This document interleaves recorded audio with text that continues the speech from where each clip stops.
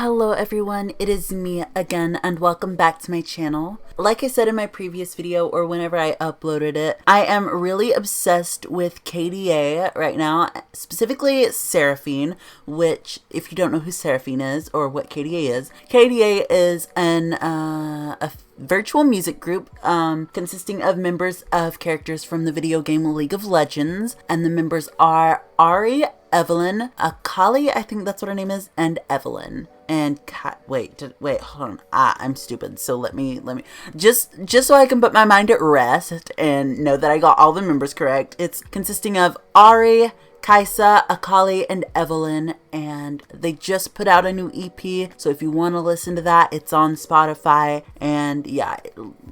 And Seraphine is the newest hero or champion, whatever they call it, introduced into League of Legends, and I'm really obsessed with everything about her story, her aesthetic, her skins, everything about her. I'm just completely obsessed with, so I thought I would do, I guess, a deep dive of sorts, or just explore her lore with you guys.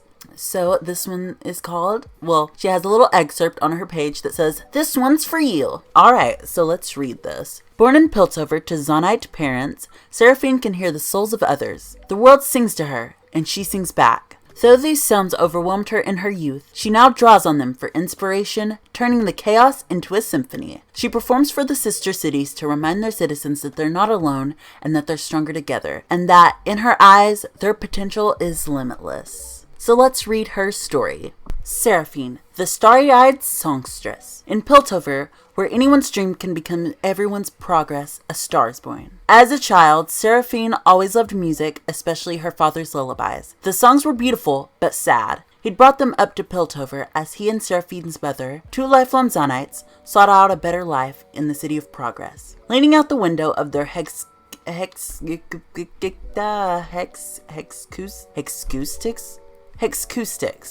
workshop, where broken Suntech was made to play again, Seraphine sang along with the streets, the shanties of the sun gates, the whistling of the apprentices, even the melody of conversation. In a bustling city like Piltover, she was never alone. Over time, Seraphine realized she could sense songs too private, too personal for any ordinary person to hear. And as she grew, so did the intensity of her gifts. She heard every person's soul, loving or cruel, turning the streets she'd once loved into an overwhelming cacophony of conflicting desires. How could she make sense of the voices if none of them harmonized? Some days she hid shivering in a corner, hands over her ears, unable to hear herself above the chaos. Seraphine's parents had left everything behind so she could live and be born in Piltover. They couldn't bear seeing her struggle. Scraping together their savings to purchase a shard of rare hex tech crystal, they crafted a device that dampened her magical hearing. For the first time in years, there was silence. Within that quiet, though, Seraphine heard something. Someone. The crystal had a consciousness, born out of breaker blood. Though hard to hear and harder to comprehend, the voice was kind. In a hymn of distant deserts and ancient conflicts of ancestors, 1,000 years of history sang in unison. Seraphine, awed, asked for guidance. Overwhelmed by the yearnings around her, she worried she may have no song of her own. What if she was merely the voices of others? "We are all forged through others' voices," the presence sang back, and slowly she learned to manage the noise. The voice rarely spoke clearly, but Seraphine felt its influence as it helped her understand how to resonate with the crowd, to sing with them, using her dampener less each day. The first time she performed in front of an audience, testing her skills, she was nervous beyond words. But she kept singing, and the crowds swelled. Soon the biggest venues in Piltover had Seraphine's fans spilling into the streets.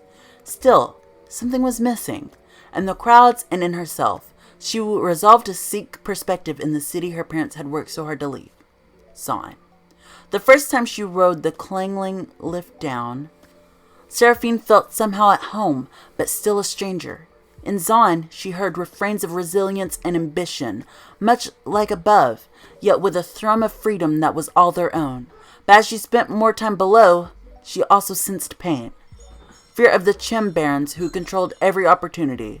Hatred of the spoiled, arrogant Pilties above. There was so much discord. She began to perform and listened to these new crowds, their hearts singing their struggles. The cities were divided by more than simple misunderstandings. She wanted to mend, to unite, but she kept hearing the same refrain. It's not that simple in Zon. Eventually, Piltover started to feel less like home.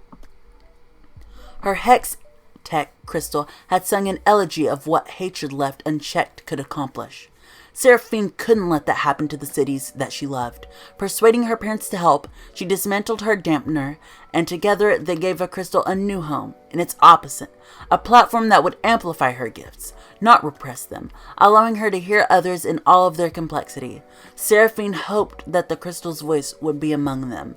She rode this platform down as a stage of sorts, stepping out into the entresol between Piltover and Zon.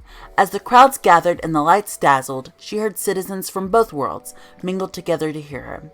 This was a new song, not just understanding, but unity.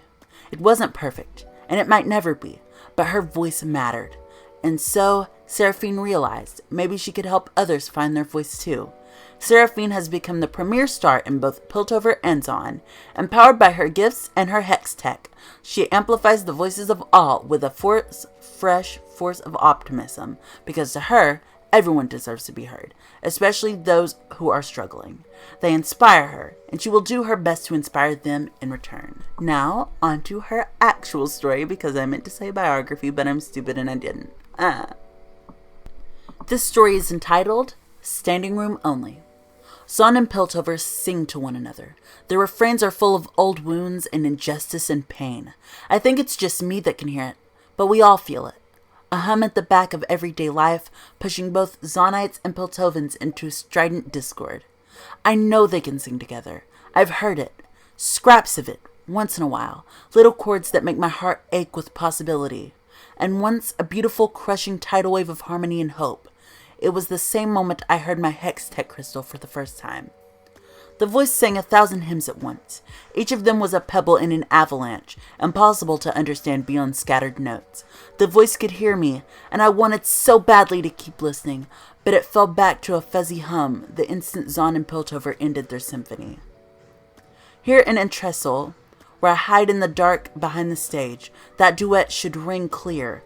The top of Zon, the bottom of Piltover, the Greylingers, smearing grime across hammered Piltovan bronze. Zonite chim lamps scatter the colors of Piltovan stained glass across Zonite cobbled streets, carefully engineered with Piltovan tools.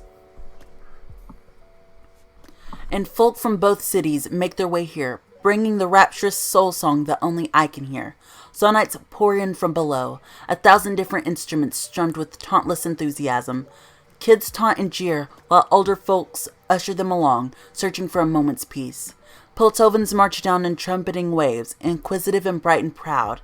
They come by descender, or by the stairways and ramps connecting to the overhead promenade, the entressol's posh Piltovan twin. They laugh and joke together, gesturing appreciatively at the quaintness of our makeshift open-air theater. It's exciting at first. I'm so happy they're all here. I close my eyes and tune my crystal, pleading for it to speak again. But the crystal emits that same warbling, a distant hum, a present there and not there. Even that fades to a murmur as the songs clash, turning duet into duel. The Piltovan laughter lapses into sneering discomfort. Zonite shouts quiet into dissonant growls and scowls. And almost as if they planned it, the crowd organizes into two perfect separate halves. This is what it means to live in Zon and Piltover.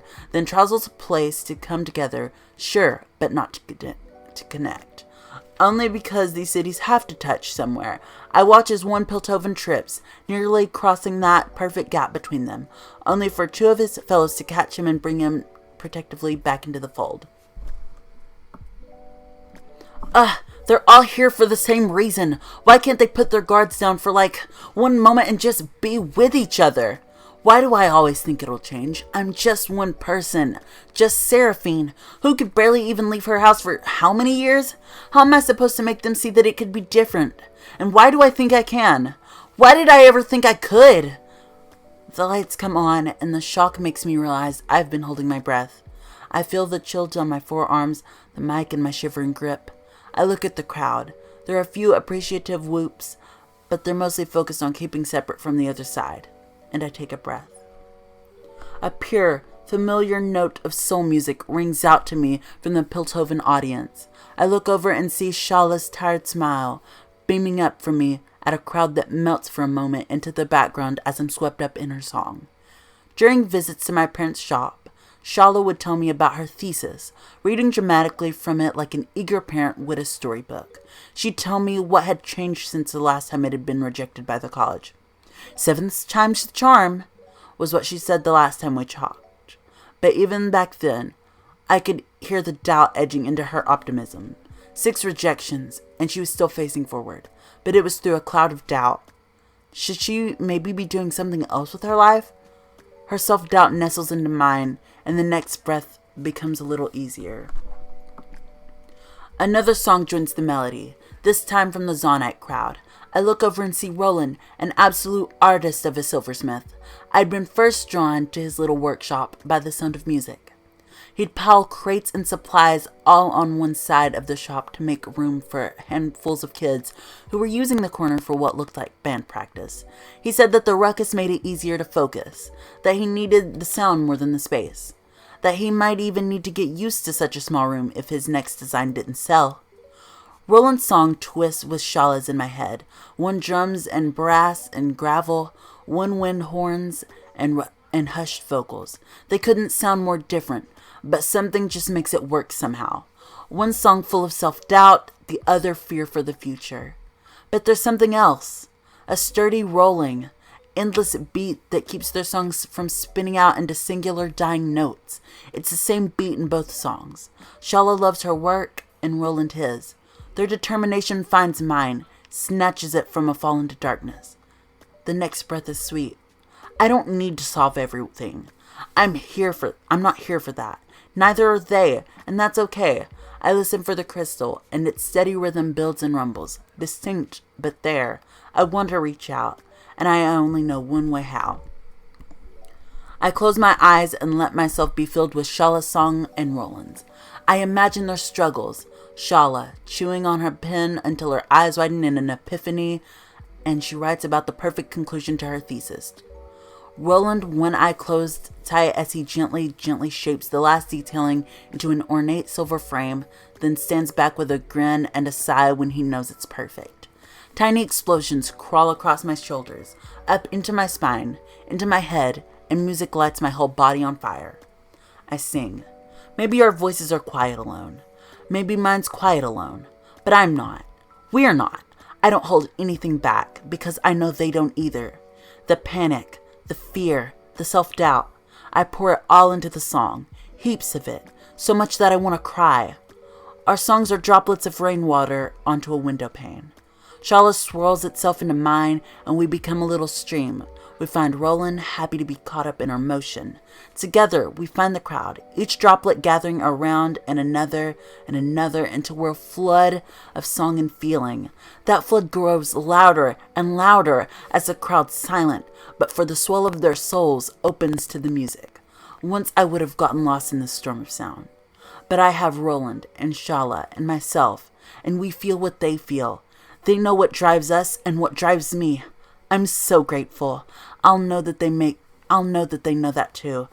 I push that feeling into a single note, and in that moment, I know the music we're making could pierce the heavens. The song ends, and my eyes open to the crowd. A single entity greets me. A ruckus and cheering and surging together towards the stage. Not a cobble in sight. My muses have found one another in the center of the crowd, and I can't tell anymore which side is which.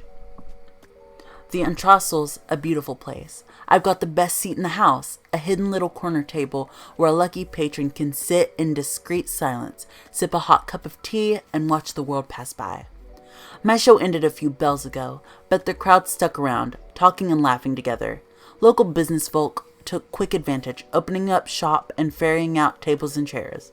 My stage, powered down and pushed off to the side, has become a makeshift playground where Piltoven and Zonite kids are challenging one another to various antics. I can feel the change in the air, excitement and wonder, and that airy feeling you get on days that you never want to end. I sit back, put both hands around my steaming mug, and close my eyes and smile. They all make such wondrous music. Piltover and Zahn continue their duet, if only for a little while. A familiar voice rumbles through me, faint but urgent. My soul soars even as my heart starts to pound. I don't know what I'll hear, whether we'll understand each other this time, how long we have. I only know that this needs to be heard. Its song lifts in an orchestral swell, and I brace for the avalanche. It has so much to sing, and just me to hear it. But I won't ever stop trying to listen.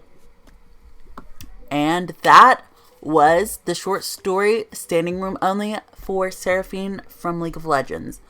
I know I stumble over my words a little bit. I hope you can look past that. I do get a bit tongue-tied, and I apologize for that. But it is what it is, guys. And I hope you guys did enjoy this short story reading or whatever. If you want to hear more, let me know in the comments down below. Leave a like, comment, and subscribe because that lets me know that you enjoy my content, as well as puts me on YouTube's radar and pushes me out to more people. And having said that, I'd like to thank you all for watching, and I will see you guys next time. Bye!